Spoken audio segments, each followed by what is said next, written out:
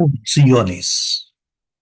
Una función es una regla de correspondencia entre dos conjuntos, determinados por pares ordenados, los que corresponden a cada elemento del conjunto de partida, un único elemento en el conjunto llegado. Es decir, solo debe tener una sola regla de correspondencia. Como vemos en la imagen uno, es una función porque le corresponde un único elemento respecto al conjunto B. Igual ocurre en la segunda ejemplo. Hay situaciones en las cuales no cumplen las condiciones. Hay situaciones en las cuales tenemos que hacer su gráfica en el plano cartesiano cuando la función esté definido para los números reales. Sobre ello, veamos a continuación. Pregunta uno. Si el conjunto de pares ordenados representa una función, calcular x por y. Me dan f igual pares ordenados en función de números y en función de variables. Recordemos que me afirma que es una función.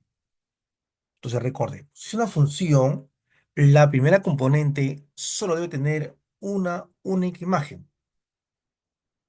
Evaluemos. ¿Qué ocurre respecto a la primera componente del numeral 3? Tiene como pareja a x más y. También aparece acá el numeral 3. Y tiene como pareja al elemento 8. Como ambos tienen el mismo punto de partida, deben tener un único elemento de correspondencia.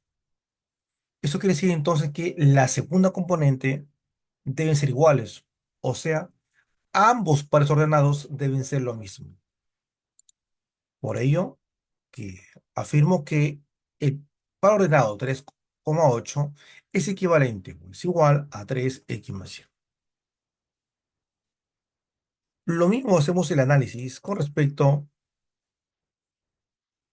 al par ordenado cuyo primer elemento tiene a 2.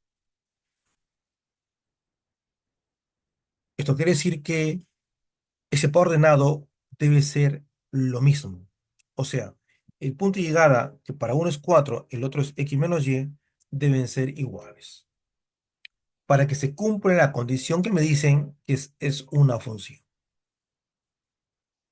Bien, entonces ya hemos determinado los pares ordenados cuyas componentes son las mismas.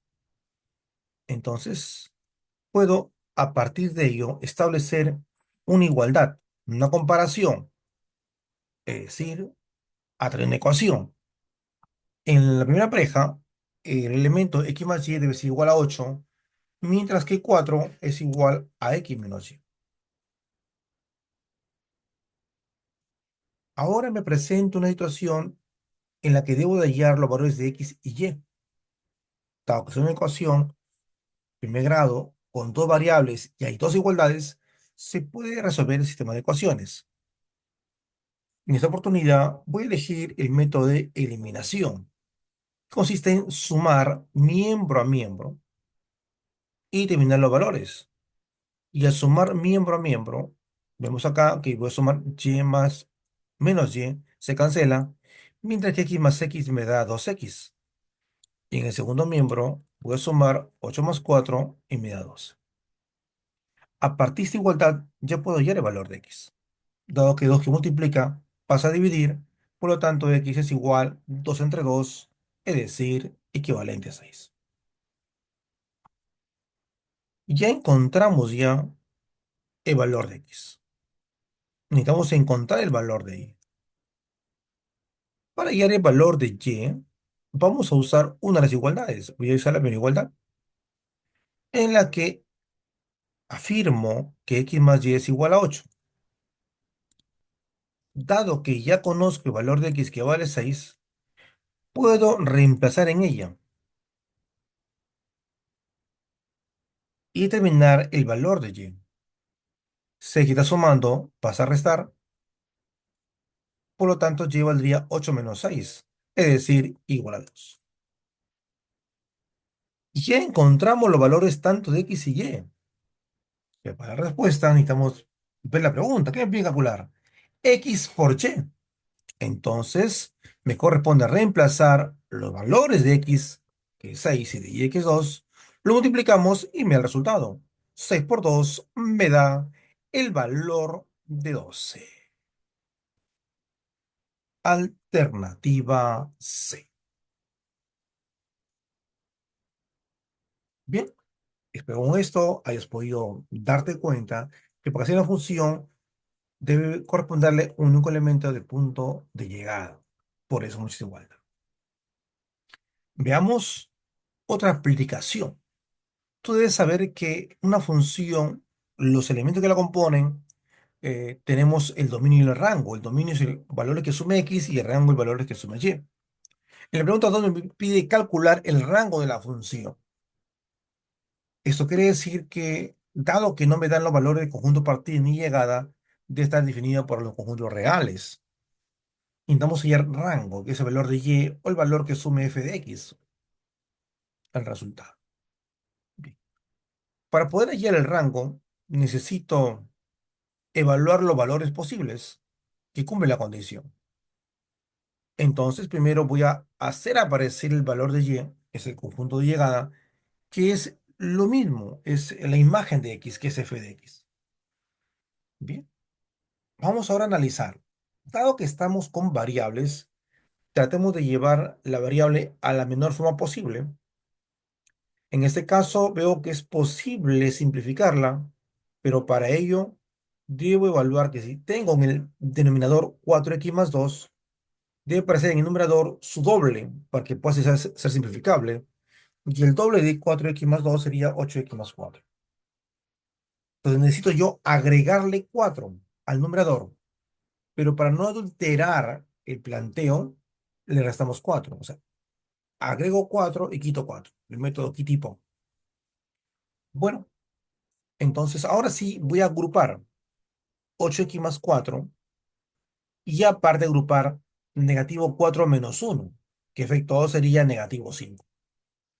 Ambos quedan sobre el mismo denominador, dado que estoy expresando en fracciones homogéneas. En el primer caso ya tengo un valor numérico constante. Eh, Al simplificarlo, lógicamente, tenemos aquí que el valor de x, 8x más 4 entre 4x más 2 me va a dar el 2. Pero le acompaña la expresión negativo 5 sobre 4x más 2. Para hallar el valor del rango, necesitamos despejar la variable x, que esté todo en función de y. Bueno, en esta oportunidad, dado que está con negativo, la fracción pasa a otro miembro con positivo, y el y, que está en la izquierda, pasa a la derecha con menos y. Ahora hacemos el intercambio numerador con denominador. Esto quiere decir que vamos a intercambiar. El que está dividiendo pasa a multiplicar y está multiplicando pasa a dividir. Y me queda del modo siguiente. Bien, necesitamos encontrar el valor que asume y. Por ejemplo, aquí podemos determinar que 2x que estaba sumando pasa a restar. Y yo acá puedo hacer el análisis ya. Recuerda que para que exista el resultado de la expresión, tengo una condición. El denominador nunca puede ser cero, porque al dividir entre cero me sale un número indeterminado. Entonces aquí la condición, dado que y solamente aparece en el denominador, puedo establecer la siguiente condición, que debe ser diferente de cero, para que exista números reales. Entonces vamos a partir de esta equivalencia, determinar qué valor no asume y cuáles sí podría asumir. Menos y pasa con más y descubrimos en este proceso que y es diferente de 2. Esto quiere decir que y puede asumir cualquier valor menos el número 2. La respuesta sería el conjunto de los reales menos el numeral 2. Serían los valores que asume el rango de la función. Alternativa A. Recuerda que se hace todo este análisis cuando tenemos funciones definidos para la variable real, R.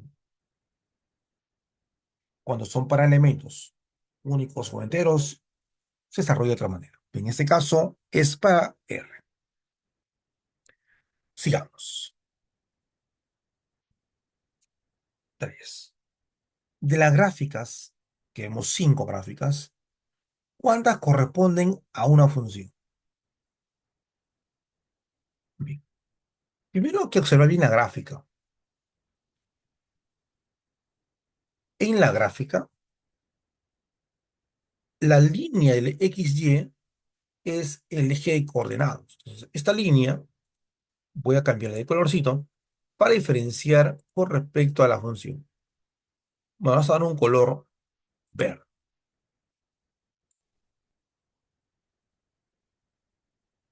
Bien. Entonces, este color verde y este verde corresponden a X, no es la función. Lo que es la función va a ser el color rojo que lo voy a trazar en estos momentos. ¿Cómo es el color?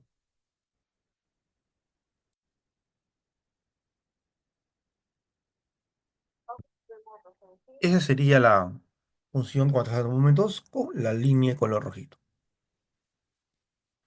Entonces, mi análisis va a estar en esta línea de la función. Bien. Y así en cada uno de los casos. Pero si miran la gráfica, ¿cómo saber que es una función? Hay un método práctico que tiene que ver con la pregunta uno, que debe tener un único elemento de correspondencia.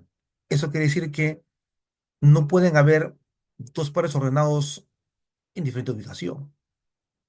Entonces, ante ello, se establece un método práctico que dice, al trazar una línea vertical, solo debe cruzarse a la función en un solo punto.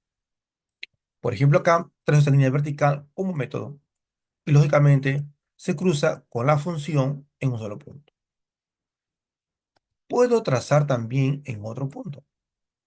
Puedo trazarla en ese lugar y solamente se cruza en un solo punto. En un solo punto. Puedo trazarla en este lugar. Se traza también en un solo punto. Cuando se cruza en un solo punto, determinamos que es una función porque existe un único elemento de correspondencia en la expresión. Entonces, la primera figura sí funciona. Vamos a analizar la segunda figura, una curvilínea. Al trazar la línea vertical, encontramos que hay dos puntos. Si hay dos puntos, entonces quiere decir que para el elemento que se encuentre ubicado en este punto, tiene dos correspondencias.